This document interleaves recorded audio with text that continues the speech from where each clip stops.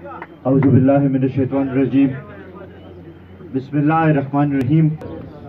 د ټولو کې اول خو د خپل لخوا او د قومي وطن پارټۍ د ټولو کارکنانو د لخوا جمشید خان، ناظم ګلشید خان، راجولي خان، اخترګل حاجي صاحب او د هغوی سره چې ګڼ شمېر کوم عزتمند مشران نن موږ سره په قومي وطن پارټۍ کې شامل شو، هغوی ته هرکلی وایم او دا یقینداني مو له ورکوم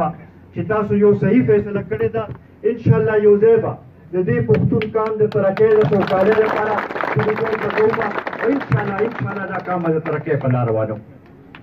عزتمندو، ما نه مخکې بابر خان هم خبرې وکړې، نورو ملګرو هم خبرې وکړې. که موږ وګورو نو د تحریک انصاف تقریبا دا 8 کاله برابر شو په زمونږ صوبې کې او تقریبا 3 کاله په پوره پاکستان کې د حکومت برابر شو. اول 15 کاله کې به زمونږ صوبې کې دا وې چې یاره مسلې مونږ حل کول غواړو، خو چونکې مرکز کې د بل چا حکومت دی نو هغه رکاوټونه راته اچوي او مونږ هغه مسایل نشو حل کولی. اوس خو هغه رکاوټ هم ختم شوی دی. 3 کاله تیر شو. په پاکستان کې چې الیکشن کیږي نو ټوټل اسمبلی ته 15 کاله ټایم ملاویږي. د هغې کې نیم نه زیات ټایم تیر شو. اوسه پورې مونږ دا ونه لیدل چې کومو وعدو باندې کومو خبرو باندې دوی دې قوم نه ووټ غوښتي وو چې نن نه پورې په هغې باندې کم خبرې باندې عمل شوی. که مونږ وګورو په دې 3 کاله کې 4 خو وزیر خزانه بدل شو او دوی به دا وې چې یاره مونږ سره هر څه تیار دي، مونږ سره ټول ټیم تیار دی او خصوصا د معیشت په حوالې سره به وې چې یاره اسد عمر چې دی هغه په هر څه پوهېږي او د ده صرف دغه ځای ته رسېدل دي، د عمران خان په دغې کرسۍ باندې کېناستل دي او د ملک ټول تقدیر به بدل شي. 2 میاشتې اسد عمر چې تېرې کړې بیا ویل چې یاره اسد عمر نه پوهېږي او حفیظ شیخ به راولو دې به مسایل حل کړي. ګرانۍ کې نورم اضافه وشوه، مسایلو کې نورم اضافه وشوه. بیا تقریبا د کال پسته بیا دغه شو چې نه د حماد اظهر چې دی دا به معیشت وچلوي. یو هفته حماد اظهر وزیر پاتې شو. د هغې نه پسته شوکت ترین اوس راغی. شوکت ترین تاسو به بله ورځ اورېدلي پخپله دا وویل چې یاره ما نه مخکې چې کومې پالیسۍ وې د هغې په نتیجه کې ګرانۍ کې اضافه شوې ده، په عوامو باندې بوج اچولې شوي دي او معیشت دغې د وجې نه خراب دی. زه اوس تاسو نه یو سوال کوم چې د دې هر څه مشر خو همدا عمران خان و، د کابینې مشر هم دی دی، د ملک مشر هم دی دی، چیف ایگزیکټیو دی، کابینه دی خوښوي. نو آیا دا زمونږ مطالبه به غلطه وي چې مونږ دې عمران خان ته ووایو چې ته د قوم نه معافي وغواړه ځکه چې ستا د پالیسو په نتیجه کې نن ګراني راغلې ده. اوسه پورې خو ته مونږ ته دا وایې چې زه معلوموم چې دا ګراني ولې راغلې ده. نو اوس خو شوکت ترین مونږ ته کس وښو چې د چا د وجې نه دا ګراني دلته کې دغه شوې ده. اوس خو مخکې سکندر خبره کوله، که مخکې ملي رهبر خبره کوله یا بل چا خبره کوله نو وایي به چې یاره دا د اپوزیشن والا دي او چونکې دوی د حزب اختلاف سره تعلق ساتي نو د دوی دې خبرې کې لا هغه دومره وزن مه ورکوئ. اوس خو ستا د خپل د کابینې کس دا وایي چې کومه ګراني راغلې ده دا د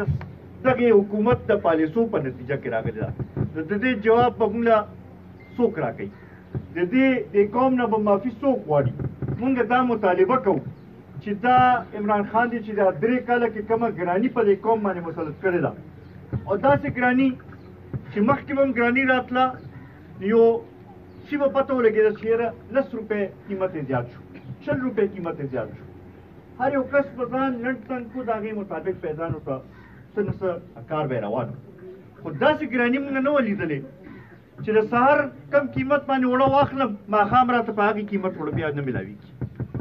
داسې ګراني ما نه وه لیدلې چې په سهار کم قیمت باندې چینی واخلم ماښام په هغې قیمت باندې راته چینی نه میلاوېږي سهار چې په کم قیمت باندې دوی واخلم ماښام راته د مریض لپاره هماغه دوی بیا په هغې قیمت نه میلاوېږي داسې درونو که نه او اوس هم دوی وایي چې یاره مونږ دا ملک ټیکولی شو 3 کاله تېر شو نور به څه به دی مونږ ته وښیي او څه به مونږ ته دغه شي چې مونږ ووایو چې یاره واقعي داسې دا مسایل حل کېدی شي خارجه پالیسۍ خو دا حل دی چې تاسو به کتلي چې بله ورځ دوی وایي چې یاره ډېره کامیابه دوره د سعودي عرب وشوه اورېدلي م دي که نه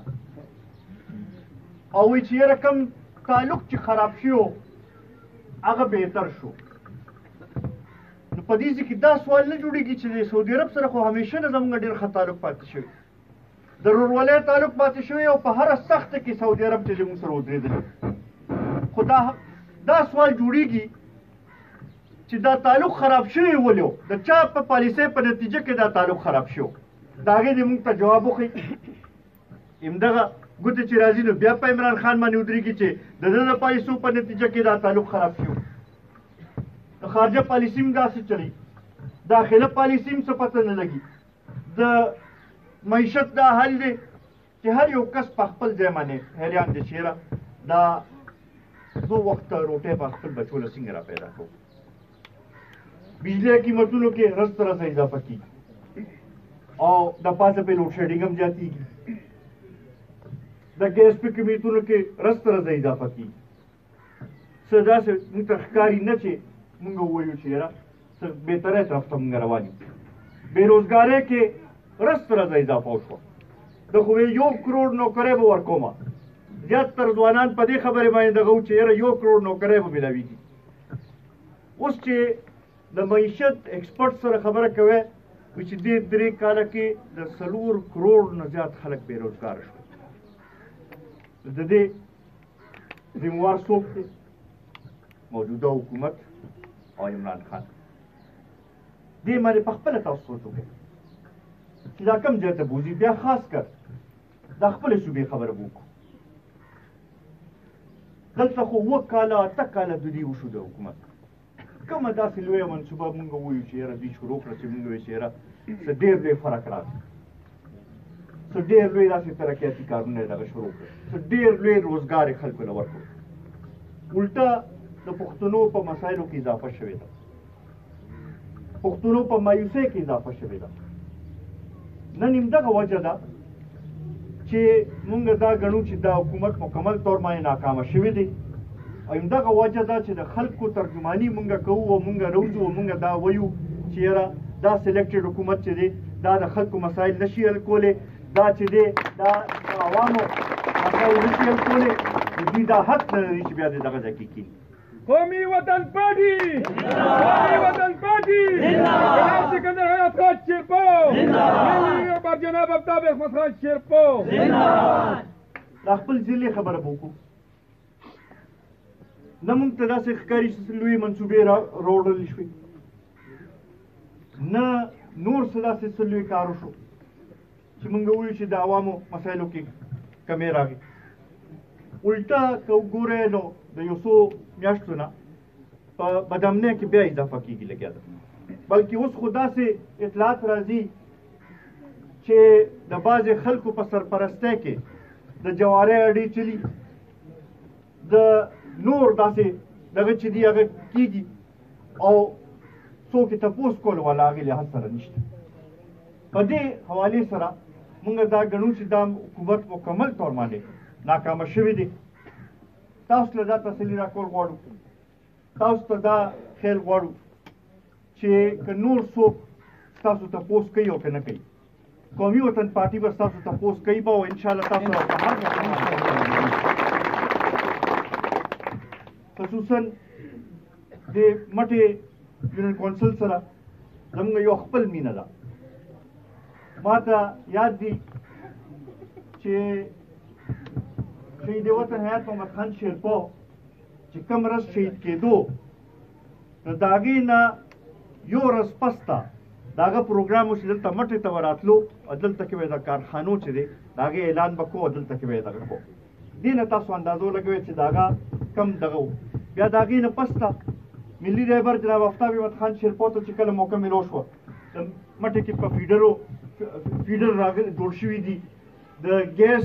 دا منصوبه دلته کې هغه روړې ده داسې نور ډېر څیزونه چې دي اس تاسو مخامخ دي نو انشاءالله تاسو ته مونږ دا تسلي راکوو